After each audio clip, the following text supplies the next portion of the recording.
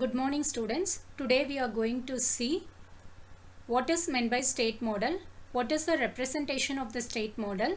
So from the control system block diagram, how we are going to write the state equation and output equation. Next we are going to see what is the state model of your linear MIMO. MIMO is nothing but multiple input and multiple output system. So we have to focus our analysis towards the navigation of your state model. As discussed earlier, it is the block diagram of your multiple input, multiple output, multiple input and multiple output system. As shown over here, input is represented with the letter U, output is represented with the letter Y, and state variable is represented with the letter X. Input ranges from 1 to M, output ranges from 1 to P, and the state variable varies from 1 to N. So when you write it in the form of a matrix form, U of t, that is the complete applied input U of t, is equal to how many inputs you have applied over here, that you need to represent it inside the matrix. That is here till U1 to UM. So we can write it as U1 of t, U2 of t, U3 of t, and so on till UM of t. Same thing, Y of t is equal to Y1 of t, Y2 of t, Y3 of t till Yp of t. Then what is the number of state variables? Till xn you are having. So x of t is equal to x1 of t, x2 of t, x3 of t, and it goes on till xn of t. So it is the basic representation of your input, output and state variable in matrix form. The complete state variable is known as your state vector, that is x of t, and the state variable is responsible to identify the complete behavior of your dynamic system. Next, in generally, we know that the state variables are represented using first order differential equation. So x1 can be written as dx1 by dt, x2 can be written as dx2 by dt, x3 can be written as dx3 by dt. Likewise, the nth state variable is written as dxn divided by dt. So this dx1 divided by dt can be written as x1 dot. So x is nothing but your state variable, that is state variable representation. So always the state variables are represented using first order differential equation. So the state variable representation is a function of your state variable and input variable. So for writing your x1 dot, you can write it as f1 of x1, x2, x3 till xn, and also it is a function of your input variable. You can write it as u1, u2, u3 till um.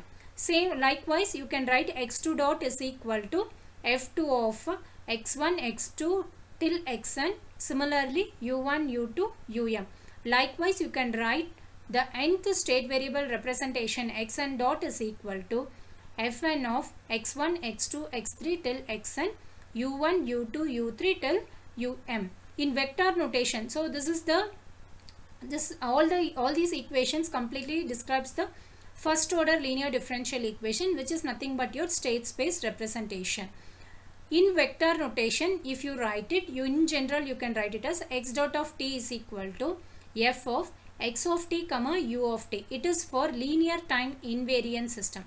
Suppose if your if your state variable is varying, or if your input variable is varying with respect to time, then the state variable representation, that is x dot of t, can be written as f of x comma t comma u of t comma t. So why in the sense? Because either your state variable or input variable varies with respect to time. So if this particular equation holds good for your time variant system, the nx function vector can be written as f of dot is equal to f1 of dot. Likewise, here it is not only one function will be having nx function vector. So those nx function vectors can be written as f of dot is equal to f1 of dot, f2 of dot, f3 of dot till fn of dot.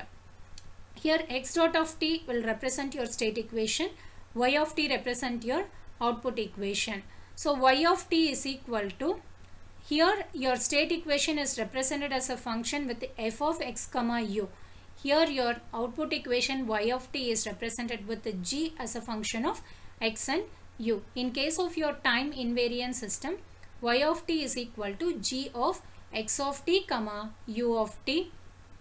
In case of your time varying system, you need to add the time factor because your state variable and input variable are going to vary with respect to the signal. So y of t is equal to g of x of t comma u of t comma t.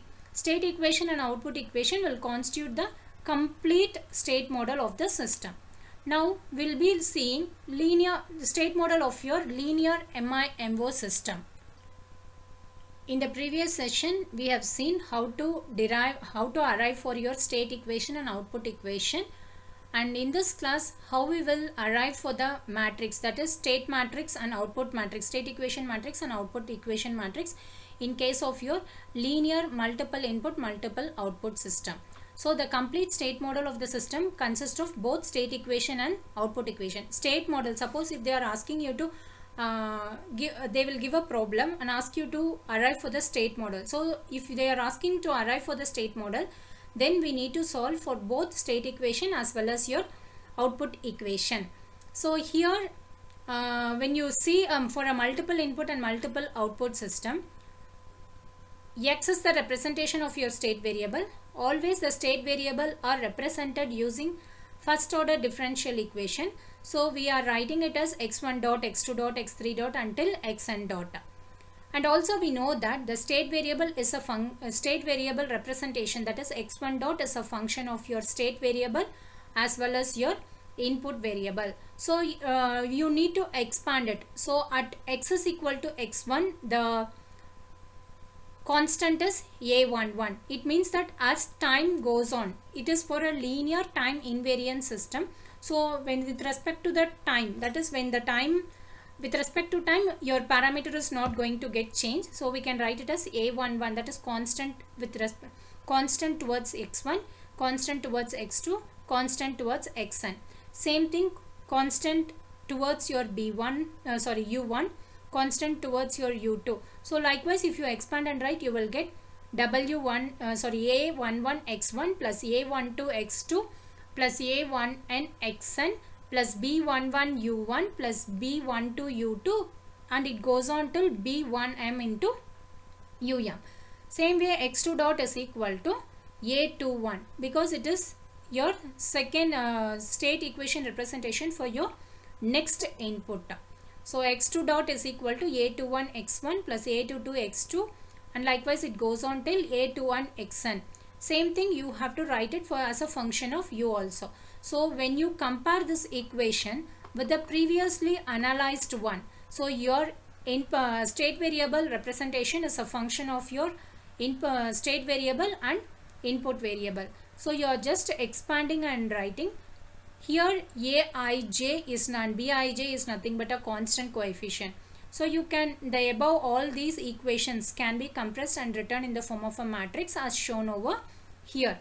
So in vector matrix form, here x1 dot, x2 dot, x3 dot, it is your A matrix, x1, x2 till xn. It is the state variable. Like if you have n number of state variables, you can write it as x1, x2, x3 till xn.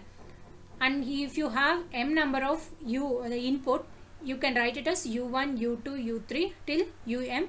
It is the constants that is associated with your input parameter, and it is represented with the matrix B. The constant associated with your state variable is A, and it is represented in the matrix A. So this complete matrix can be written in the vector form as x dot of t is equal to A x of t plus B u of t. This equation is known as your state equation. Now similarly, we need to write your output equation. So previously we have seen the output equation is a function of x and u. So G you are representing. So it means that it is some other matrix, not A and B. Similarly, you can write y1 of t is equal to c11 x1 of t plus c12 x2 of t. Likewise, it goes on till c1n into xn of t.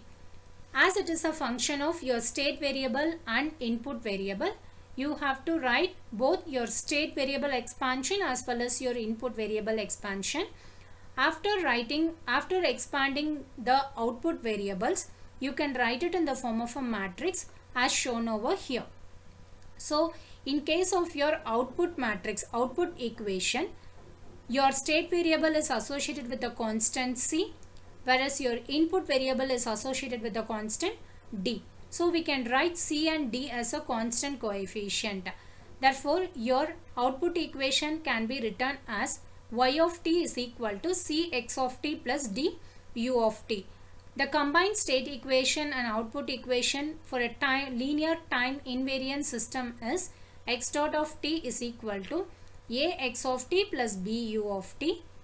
Output equation y of t is equal to C x of t plus d u of t. So it is your state equation and output equation.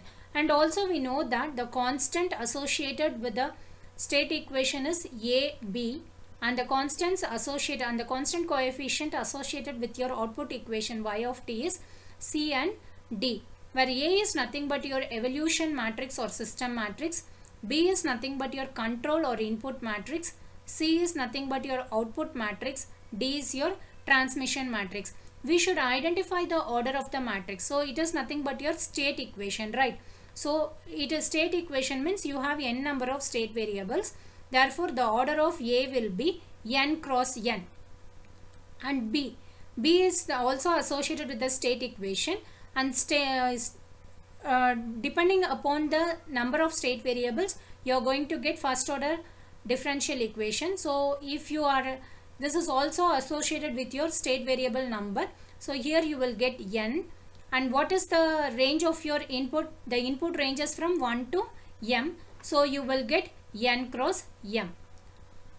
To identify the order of the matrix for C, how many outputs we have? We have p number of outputs, and how many number of state variables? N. So the order of the matrix C is equal to p cross n. Now you should identify the order of the matrix D. So what is the number of output associated with the Y? P number of outputs. How many inputs? M input. Therefore the order of the matrix D is equal to P cross M. So this is how you can remember the order of the, how to frame the order of the matrix. So in the next class we will be describing how to draw the state model for a given circuit, how to write the state equation, how to write the output equation, what are the disadvantages of physical variable over state variable. So in the next class we will be dealing with all these topics. Thank you students.